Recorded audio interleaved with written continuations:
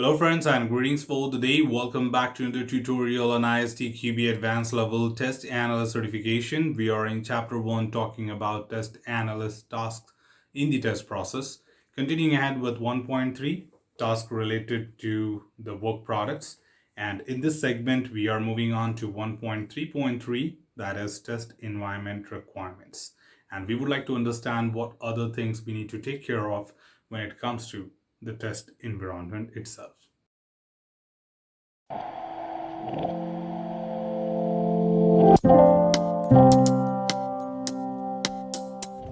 Well, as a test resource, we totally understand that what is the significance of environment when it comes to testing.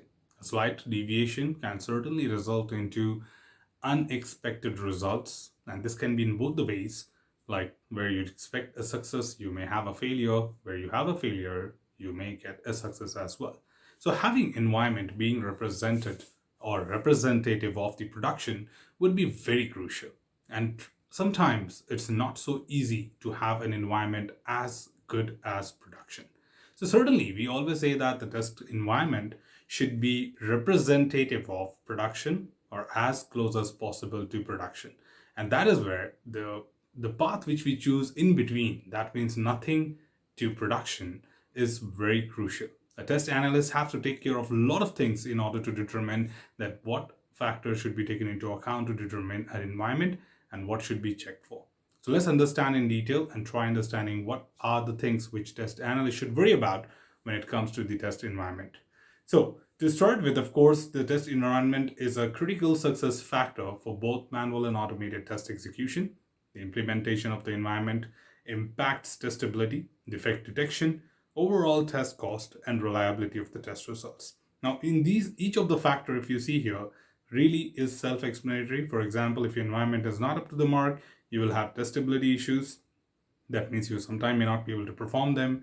You may not be able to identify the right set of defects, or defect leakage may happen, or overall testing cost can also be increased, okay, because if the environment is expensive, and the reliability of the test results, if they are not relevant, sometimes we do think that our tests are passing and we are having a really good result. That means the system is stable, but just because your environment is not up to the mark, may not have all the components what it needs, then the underlying defects may never be identified and disclosed.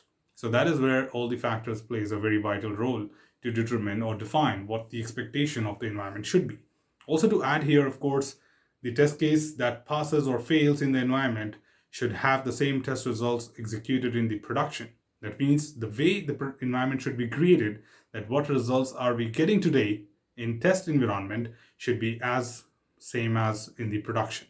Okay, so it's not that your test results should change when it goes to production. Ideally, the test environment is robust, predictable, and integrated with the test automation framework, okay, if required. Now, the test analyst may define the test environment requirements during the test design itself and based on the analysis of the following factors. Of course, which includes the condition, the test cases, the data, and such that the environment requirements describes the condition necessary to set up and maintain the environment to ensure the precondition of the test executions are met.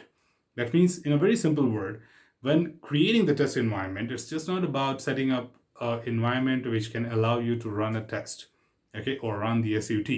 It is more about all the relevant things which are required to be there. For example, how exactly the data would be handled. Is there going to be an Excel file? Then how the Excel file would be read. How exactly the data from Excel will be called into a particular script. If in case you're using a database, then what database would that be? What kind of communication your script will have to that of the database, and how this database data will be fetched to the SUT. So there are many such things which you can talk about, and that would say that your test cases, the way it is going to be executed, and the mode or the data requirements would all define everything relevant to defining the environment itself. Also to add here, the test level and test types, which influence the trade-off between the environment flexibility and similarity to the production environment, which is the various test levels being conducted. And we do understand that not all the levels use the similar type of test environment. For example, when we talk about conducting unit testing, we prefer the dev environment. When we talk about conducting integration, it can be still to a certain extent, for example, CIT, that is unit integration testing, can be done in dev. But when it comes to system testing, it is done in a QA environment, and SIT can further have a dedicated environment. So each one of them can have a specific requirement for a test environment. And that is where the test analyst should be responsible for making sure that the environments are representative of the test level or test type being conducted. And the third important thing, of course, to include is the availability and independence of the components and systems, which may indicate the need to use the test doubles, where it means the stubs and drivers. Now, there might be needs of stub and drivers, which basically means the harnesses or any kind of dummies to perform your execution. Now, environment should include all those harnesses and stubs and drivers, which allows you to perform them. Okay, anyone curious about what is stub and driver? These are dummy modules used for the time being to perform the execution while the real module is still under development or not yet ready. Okay, and you want to pursue testing, and that is where you use the mocks. Okay, the mock means the stubs and drivers. The next thing here to talk about is, of course, to further add value to the environment details. So, of course, when it comes to the test environment requirements, describe the test environment items, which can be categorized into several types, such as hardwares, middleware, software, virtualized services, or network, interfaces, tools, security, configurations, and venue. Now, just if you talk about this word environment, you can understand it's just not mere about a software and hardware combination. There are so many factors which are talking about what should be taken into account while determining an environment. So when it comes to environment requirement, of course, things are well defined here.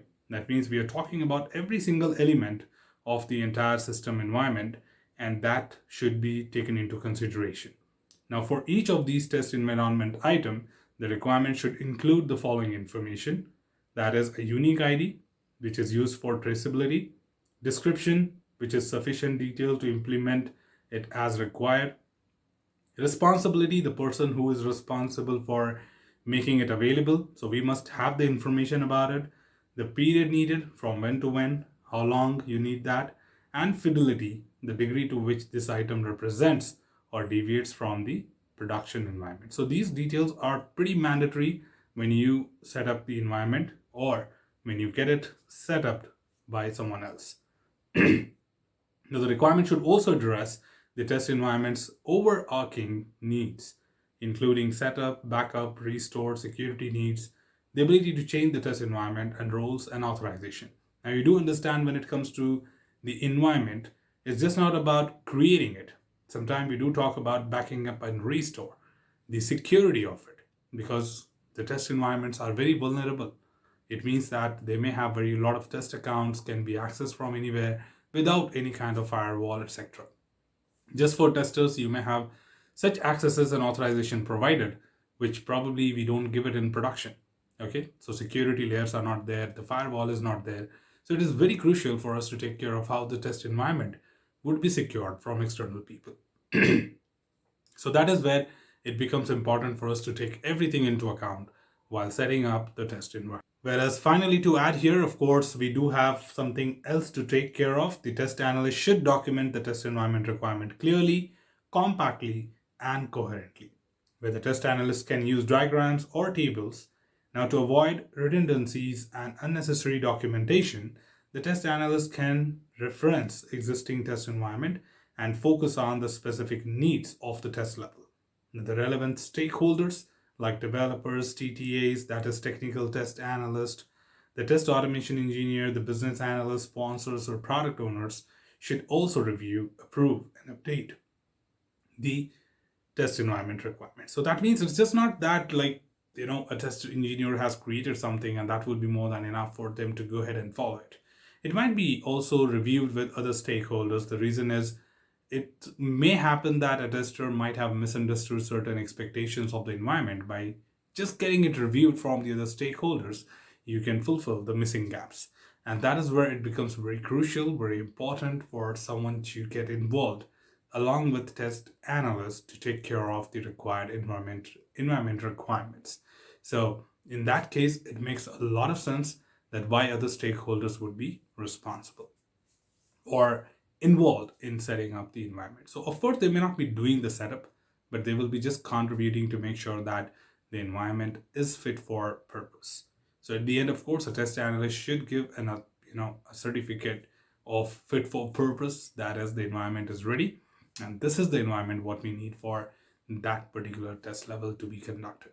Well, that's all from this particular tutorial, team. Should you have anything else, feel free to comment below. I'm always there to address your queries and answer them well. Till then, keep learning, keep exploring, keep understanding the context.